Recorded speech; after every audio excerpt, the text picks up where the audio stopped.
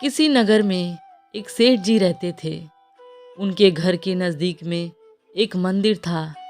एक रात्रि को पुजारी के कीर्तन की ध्वनि के कारण उन्हें ठीक से नींद नहीं आई। सुबह उन्होंने पुजारी को खूब डांटा कि यह सब क्या है। पुजारी एकादशी का जागरण कीर्तन कर रहा था। सेठ जी, जागरण कीर्तन करते हो तो क्या हमारी नींद हराम करोगे? अच्छी नींद के बाद ही व्यक्ति काम करने के लिए तैयार हो पाता है, फिर कमाता है, तब खाता है। पुजारी जी ने कहा, सेठ जी, खिलाता तो खिलाने वाला ही है। सेठ जी ने कहा, कौन खिलाता है? क्या तुम्हारा भगवान खिलाने आएगा? पुजारी जी ने कहा, वही तो खिलाता है। सेठ जी ने कहा, क्या भगवान खिलाता है? हम कमाते हैं तब खाते हैं। पुजारी ने कहा, निमित्त होता है तुम्हारा कमाना और पत्नी का रोटी बनाना, बाकी सबको खिलाने वाला सबके पालनहार जगन्नाथ जी हैं। सेठ जी ने कहा, क्या पालनहार पालनहार लगा रखा है? बाबा आदम के जमाने की बातें करते हो। क्या तुम्हारा पालने वाला एक एक को आकर खिलाता है? हम कमाते हैं तभी तो खाते हैं। पुजारी जी ने कहा, सभी को वही खिलाता है। सेठ जी, हम नहीं खाते उसका दिया। पुजारी जी बोले, नहीं खाओगे तो मार कर भी खिलाता है। सेठ जी ने पुजारी जी से कहा, अगर तुम्हारा भगवान मुझे 24 घंटों में नहीं खिला पाया तो फिर तुम्हें यह भजन कीर्तन सदा के लिए बंद करना पड़ेगा। पुजारी जी, मैं जानता हूँ कि तुम्हारी पहुँच बहुत ऊपर तक है, लेकिन उसके हाथ बड़े लंबे हैं। जब तक वह नहीं चाहता तब तक किसी का बाल भी बांका नहीं हो सकता। आजमा कर देख लेना। पुजारी की निष्ठा परखने के लिए सेठ जी घोर जंगल में चले गए और एक विशालकाय वृक्ष की ऊंची डाल पर ये सोचकर बैठ गए कि अब देखता हूँ इधर कौन खिलाने आता है। 24 घंटे बीत जाएंगे, पुजारी की हार हो जाएगी, सदा के लिए कीर्तन से झंझट छूट जाएगा। तभी एक अजनबी आदमी वहां आया। उसने उसी वृक्ष के नीचे आराम किया, फिर अपना सामान उठाकर चल दिया, लेकिन अपना एक थैला वहीं भूल गया। ये ईश्वर ही जाने। थोड़ी देर में 5 डकैत वहां पहुंचे। उनमें से एक ने अपने सरदार से कहा, उस्ताद, यहाँ कोई थैला पड़ा है। क्या है, जरा देखो खोलकर।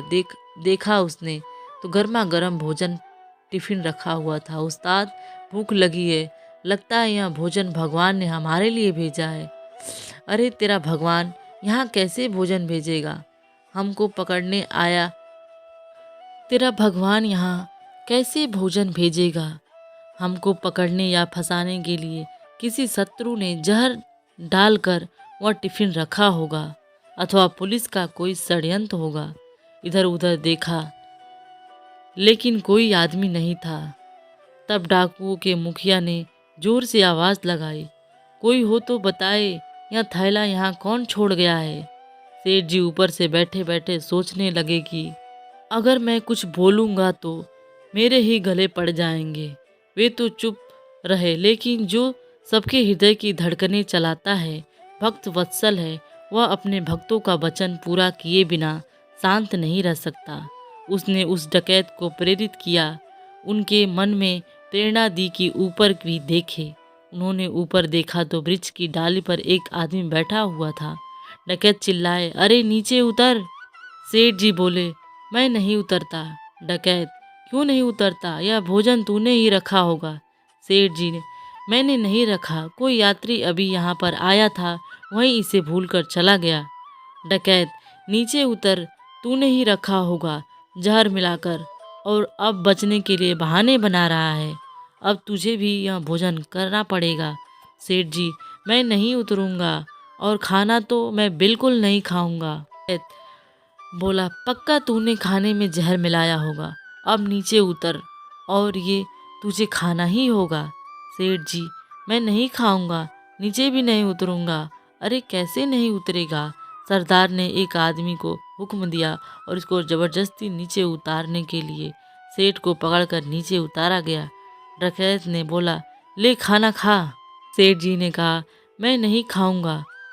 उस्ताद ने चटाक से उसके मुंह पर तमाचा जड़ दिया। सेठ को पुजारी की बात याद आ गई।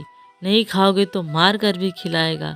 सेठ फिर बोला, मैं नहीं खाऊंगा। डकैत, अरे कैसे नहीं खाएगा, इसकी नाक दबाओ और मुंह खोलो।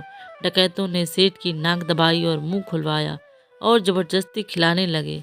वे नहीं खा रहे थे, लेकिन डकैत उन्हें पीटने लगे।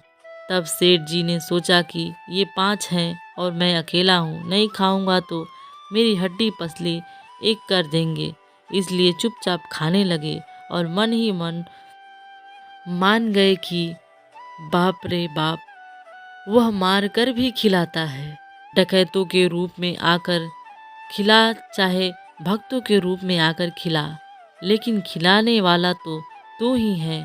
आपने पुजारी की बात सत्य साबित कर दिखाई। सेठ के मन में भक्ति की धारा फूट गई। उनको मार पीट कर डकैत वहां से चले गए तो सेठ जी भागे भागे उस पुजारी के पास पहुंचे। पुजारी जी मान गए आपकी बात कि नहीं खाए तो वह मार कर भी खिलाता है। दोस्तों, इस कथा का सार यही है, सत्य यही है कि परमात्मा ही जगत की व्यवस्था का कुशल संचालन करते हैं। अतः परमात्मा पर विश्वास ही नहीं बल्कि दृढ़ विश्वास होना चाहिए। नमस्कार दोस्तों, जो प्राप्त है वो पर्याप्त है। जय श्री राम।